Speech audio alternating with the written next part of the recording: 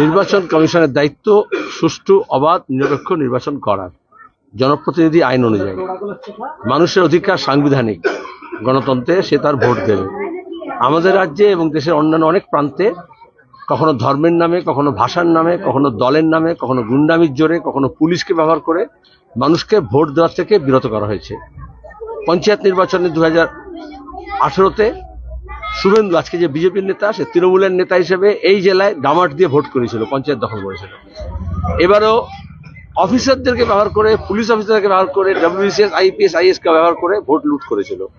তাই আমরা প্রথম থেকে বলেছি নির্বাচন কমিশনকে যে রাজ্যের পুলিশ, রাজ্যের প্রশাসনকেও তোমাদের পরিচালনা করতে হবে এমনভাবে যাতে সাংবিধানিক হয়।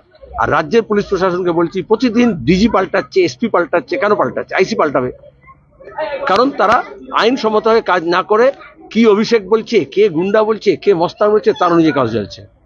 এই চোরাই মালের কারবারি যারা আছে, যারা চাকরি চুরি করেছে, তারা টাকা দিয়ে অফিসারদেরকে কিনে নিচ্ছে। সেন্ট্রাল ফোর্সকে ওরা কিনে নেয়, অবজারভার পর্যন্ত খুঁজে পাওয়া যায় না। গত নির্বাচনে আমরা দেখেছি। সেখানে মানুষ অধিকার প্রয়োগ করতে হলে মানুষ জাগছে। আমরা বলেছিলাম চোর তারাও, গ্রাম জাগাও। এখন গ্রাম আর শহর দুই জেগেছে। কোনো রাজ্য বাহিনী, কোনো কেন্দ্র বাহিনী না, মানুষের বাহিনী তৈরি হলে, যৌবনের ঢল নামলে আমরা মানুষের অধিকারকে ফিরিয়ে আনবো। কিন্তু সেটা সম্ভব হিন্দু মুসলমান নির্বিশেষে সবাই এক কাটতে হবে। আমরা বাম, কংগ্রেস এবং আরো অন্যান্য শক্তি, পাহাড় থেকে একেবারে সমুদ্র পর্যন্ত সবাইকে একসঙ্গে করছি, কারণ এই অধিকার ফিরে পেতে হবে। NRC কে রুখতে হবে, দুর্নীতিকে বন্ধ করতে হবে, দুষ্কৃতীদের তাড়াতে হবে। সে কাজে সবাই সাথ দেবেন।